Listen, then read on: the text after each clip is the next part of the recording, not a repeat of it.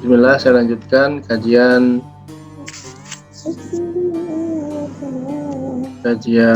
Sirah Nabawi. Alhamdulillah wassalatu wassalamu ala Rasulillah amma ba'd.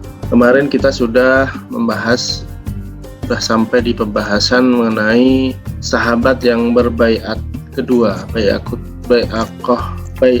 Aqobah As-Saniyah, yang kedua yang terlaksana di Aqobah ya. Dan bai'ah yang kedua ini sudah termasuk di dalamnya mengenai perintah untuk berjihad, sehingga dengan setelah bai'at yang kedua ini posisi umat muslimin lebih percaya diri karena sudah mendapatkan banyak dukungan dari ahli perang, suku-suku ahli perang di masanya. Setelah dirasa sudah banyak yang muslim di Madinah, termasuk setelah dikirim Mus'ab bin Umair ke kota Madinah, maka sudah banyak yang memeluk agama Islam di kota Madinah.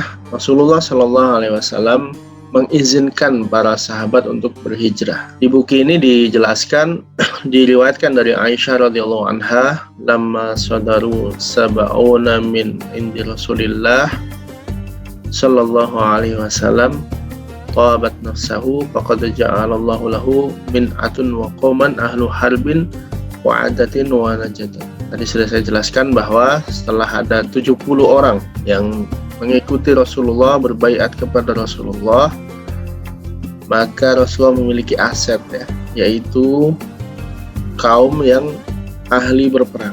Wa ja'alal bala yashtadiddu 'alal muslimin minal musyrikin lima ya'lamuna minal khuruj. Tetapi permusuhan orang musyrik itu semakin gencar. Orang-orang muslimin itu mengadu kepada Rasulullah. Fadayaqu 'ala ashabihi wa ta'abbathu bihim wa analu ma lam yakunu yanaluna minal syatmi wal adha. Fasyaka dzalika ashabu Rasulullah sallallahu alaihi wasallam.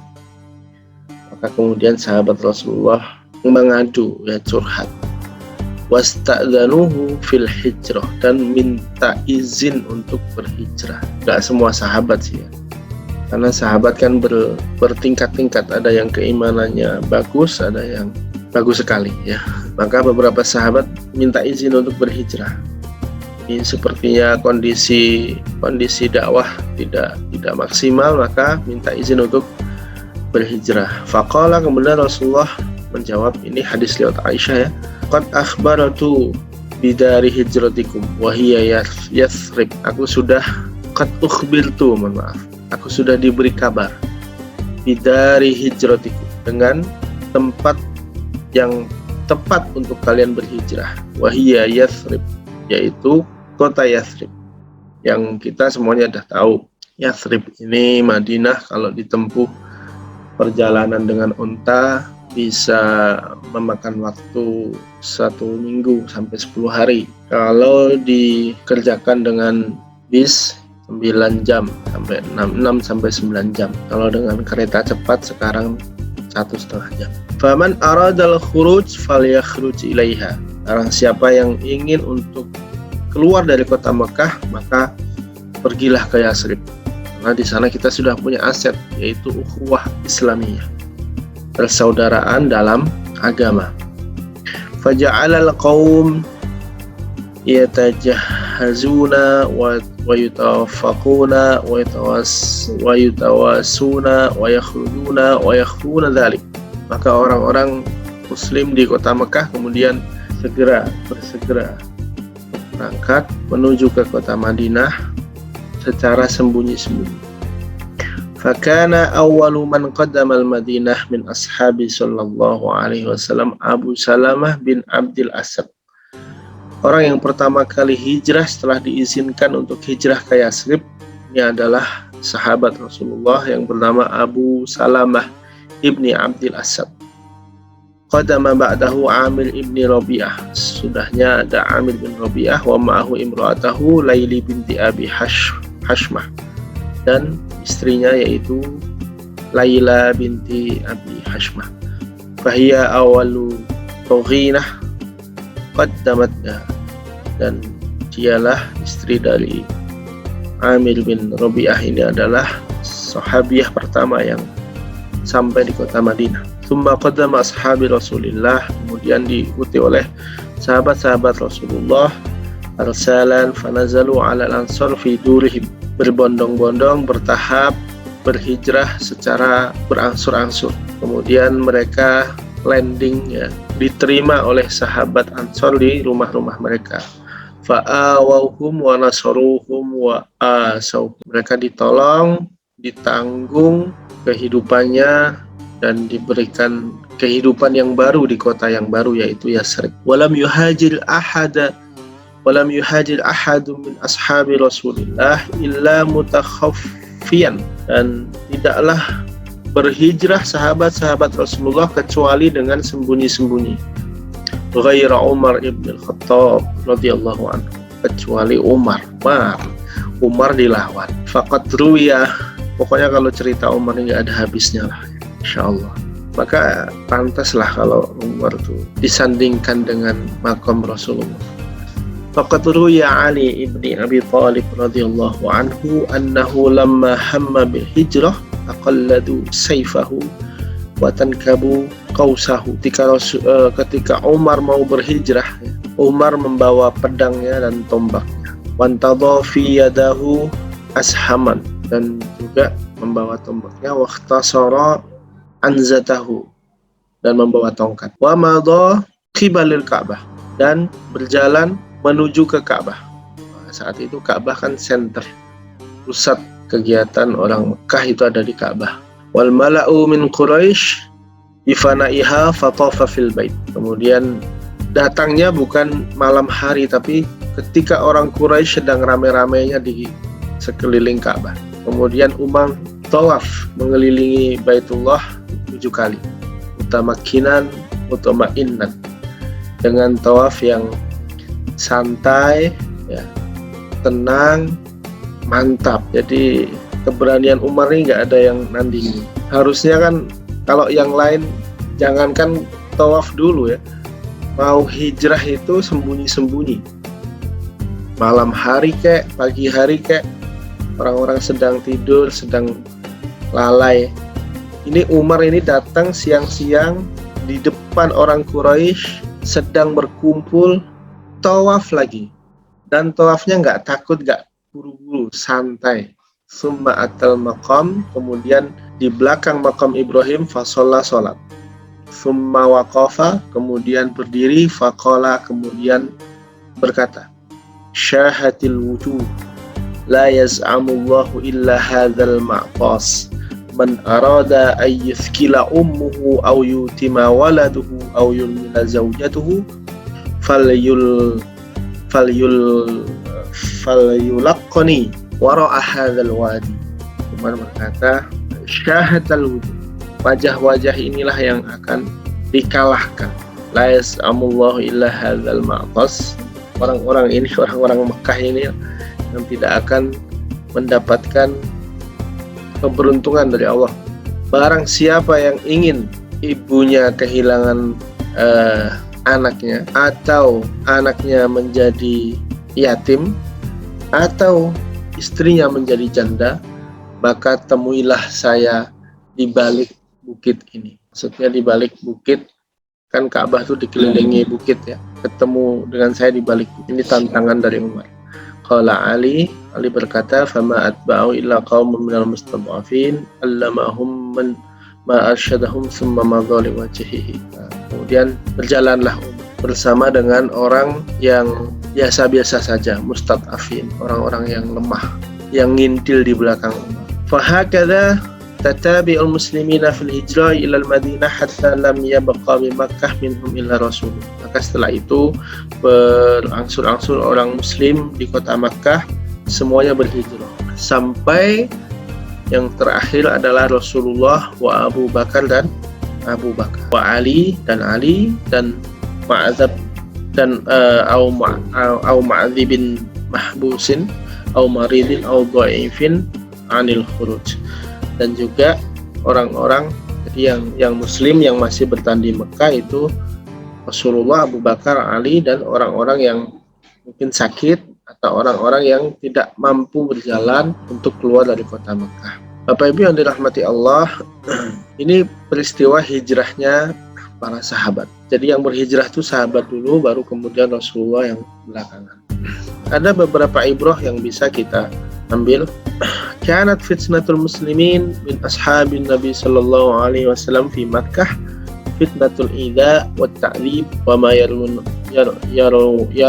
min al-musyrikin min alwanil haz'i was sakhriyah. Orang-orang muslimin di Makkah itu fitnahnya berupa disakiti, disiksa, dan semua yang kita sudah ketahui siksaan orang-orang musyrik di Mekah. Falamma adzana lahum Rasulullah bil hijrah, ketika Rasul izinkan untuk berhijrah, maka asbahat fitnatuhum fi tarki watanihim wa amwalihim wa dulihim wa amja'atihim.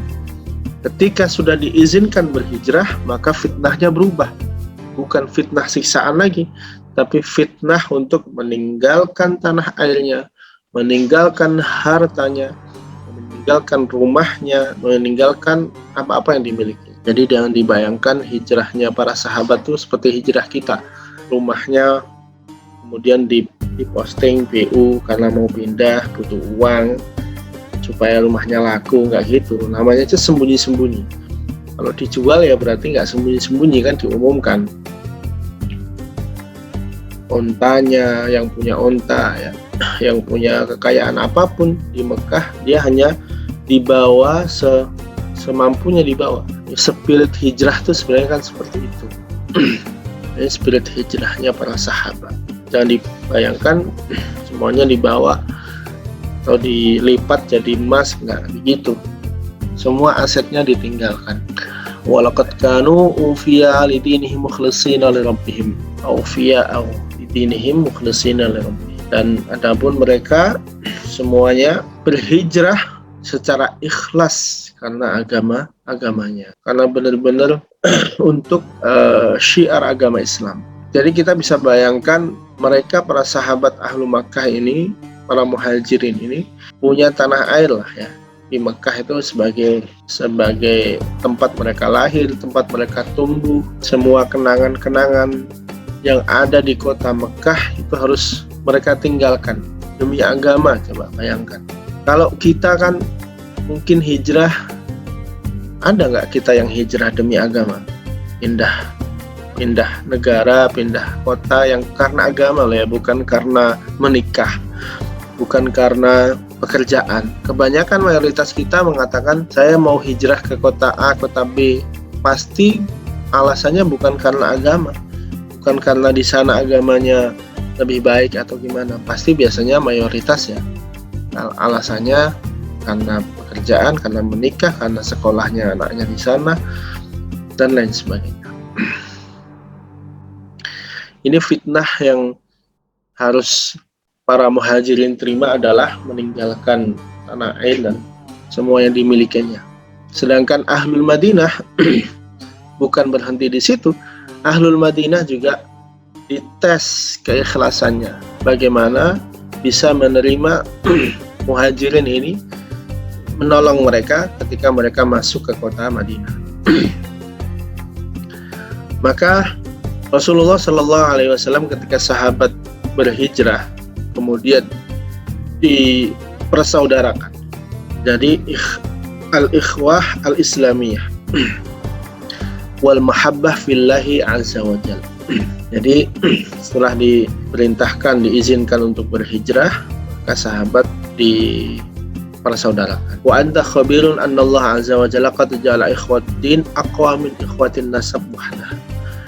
Dan saat itu belum ada waris mewarisi karena nasab. Jadi yang ada adalah hak waris mewarisi karena ikhwatuddin, ukhuwah agama. Jadi kalau kita punya saudara angkat, itu saat itu syariat saat itu lebih kuat daripada saudara nasab. Karena saudara nasab belum tentu muslim. Tapi kalau saudara ikhwatuddin itu sudah pasti sesama muslim. Nah, sedangkan hukum waris pun juga sampai saat ini yang saling mewarisi, yang bisa saling mewarisi itu ya yang agamanya sama. Kalau kita mau pakai hukum waris, nah nanti next lah ya, kita buka kelas khusus untuk mawaris, hukum faraid ya, waris mewarisi. Orang kita kan anaknya 4 dibagi 4, anaknya 2 dibagi 2, kamu dapat ini, kamu dapat ini. Padahal kan nggak begitu hukum mawaris. Jatah yang laki-laki 2 kali jatah perempuan, dan seterusnya. Ada beberapa kaidah yang harus diikuti. Nah, cuman ini belum berlaku saat itu. Hukum Islam masih update terus ya saat itu. Jadi hukum mewarisi itu ukhuwat din itu aqwa min ukhwatin nasab. Ukhuwah agama itu lebih kuat daripada ukhuwah nasab. Walidzalika kana al-mirath fi sadr Islam ala asasi washijaduddin.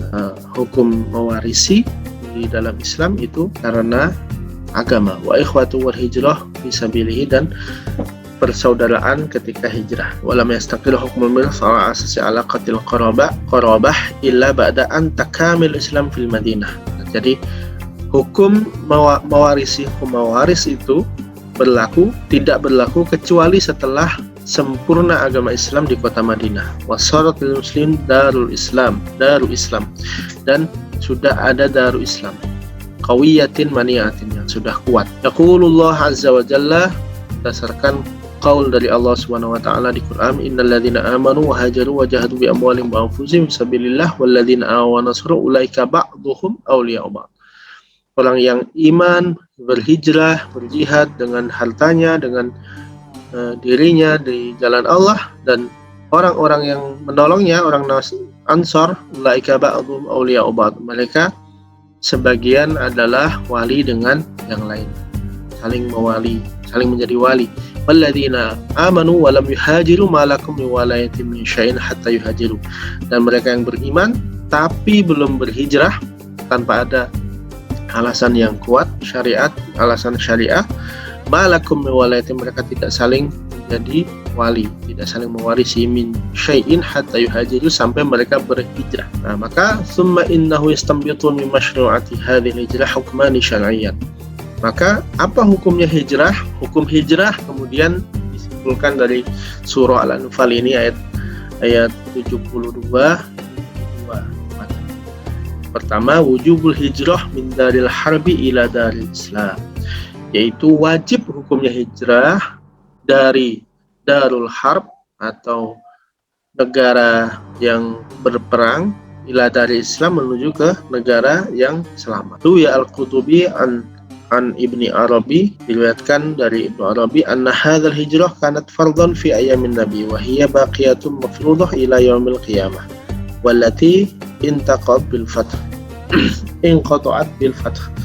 Jadi hukum hijrah saat itu menjadi wajib untuk para muslim, orang muslim saat itu ya, yaitu kewajiban yang mutlak sampai dengan hari kiamat. Akan tetapi kewajiban ini gugur ketika sudah ada Fathu Makkah.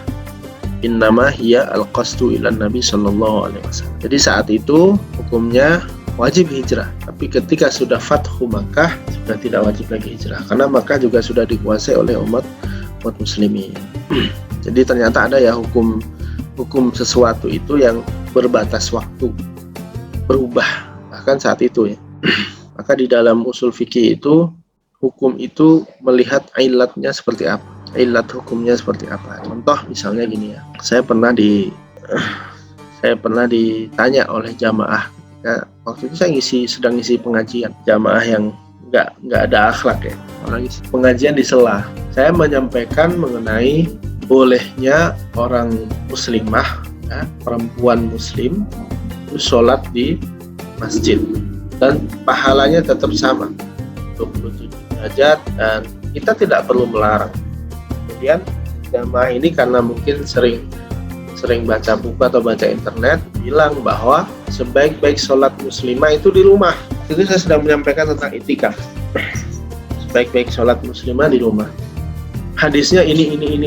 Dia lupa bahwa segala sesuatu itu ada ilahnya.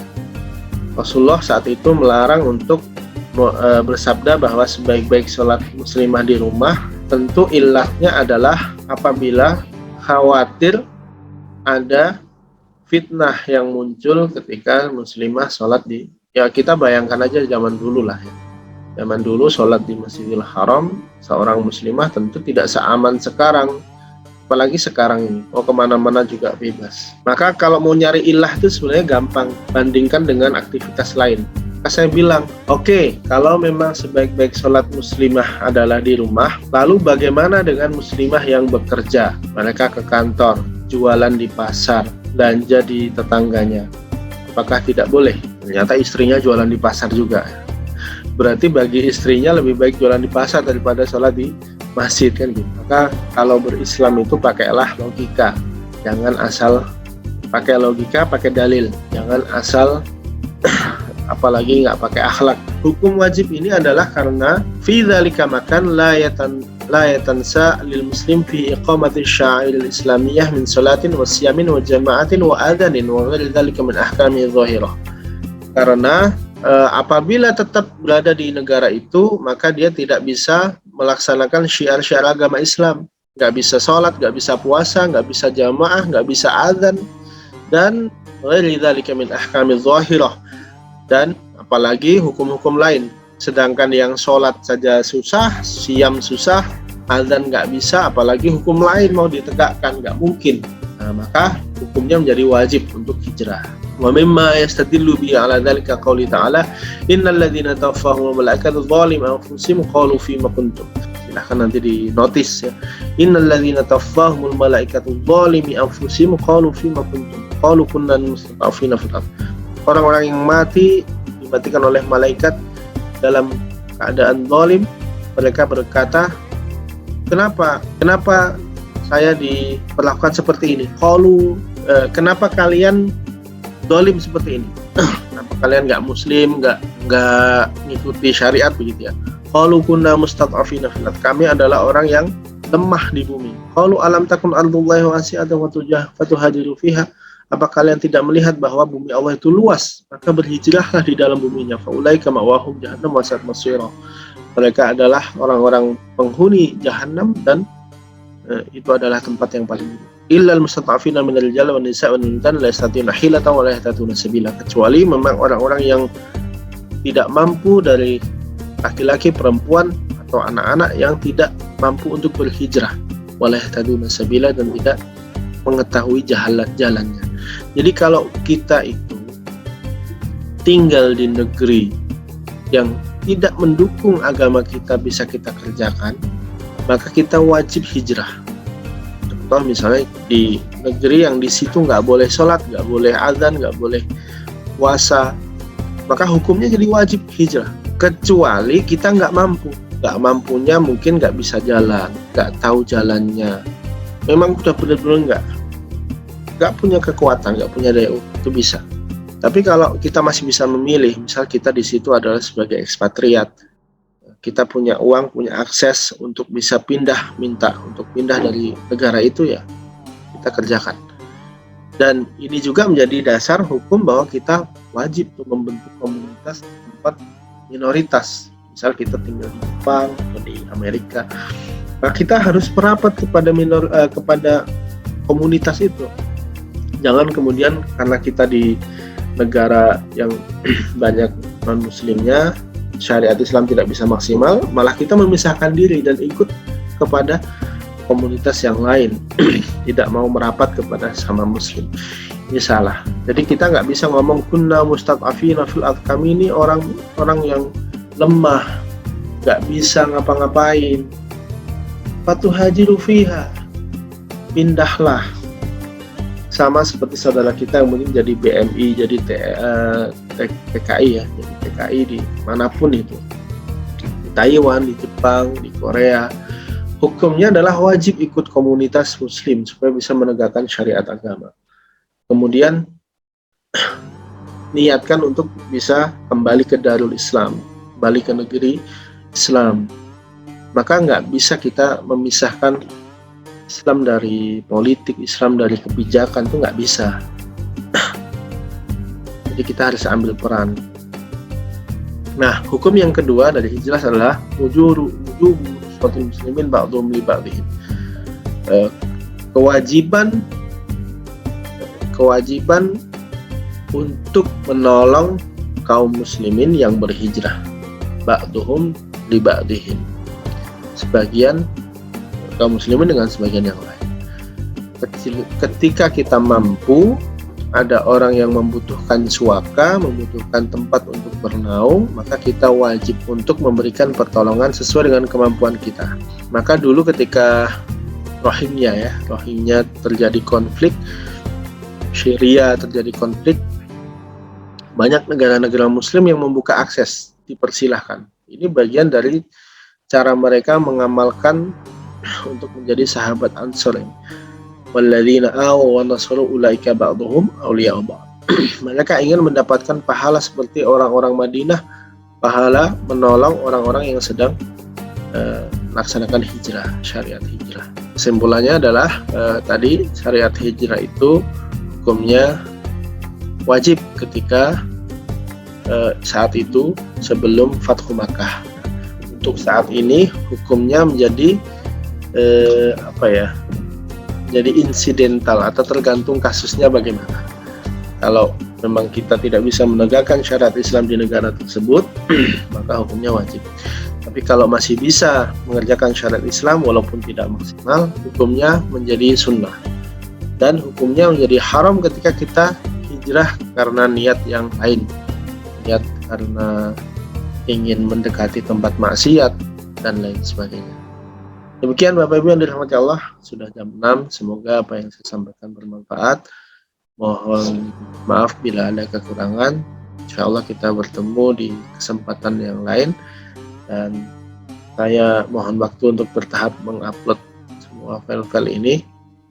Semuanya masih saya simpan, tapi saya upload secara berkala. Semoga ini menjadi legacy, menjadi tinggalan kita untuk anak kita. Dan kalau mau ngejelasin Sirah Nabawiyah, nanti tinggal dilihat di YouTube nih, cerita tentang Sirah Nabawiyah yang secara detail. Jadi kita ini mengupas sirah tidak seperti ustadz-ustadz di ceramah Maulid Nabi ya. Ceramah Maulid Nabi itu kan usia 6 Rasulullah ditinggal orang tuanya, usia 10 berdagang ke negeri Syam, usia 12 menggembala kambing dan lain sebagainya. Enggak, tapi kita sudah kupas ini secara detail. Insya Allah ya, saya berusaha untuk detail dari kitab Syekh Ramadan Al-Buti ini. Semoga menjadi legasi kita, dan ini bisa memudahkan kita menjelaskan cerita Rasulullah kepada anak dan cucu kita. Demikian, billahi taufiq wal hidayah. Assalamualaikum warahmatullahi wabarakatuh. Waalaikumsalam warahmatullahi wabarakatuh. Makasih Pak Samsul. Iya Pak. Saya live ya.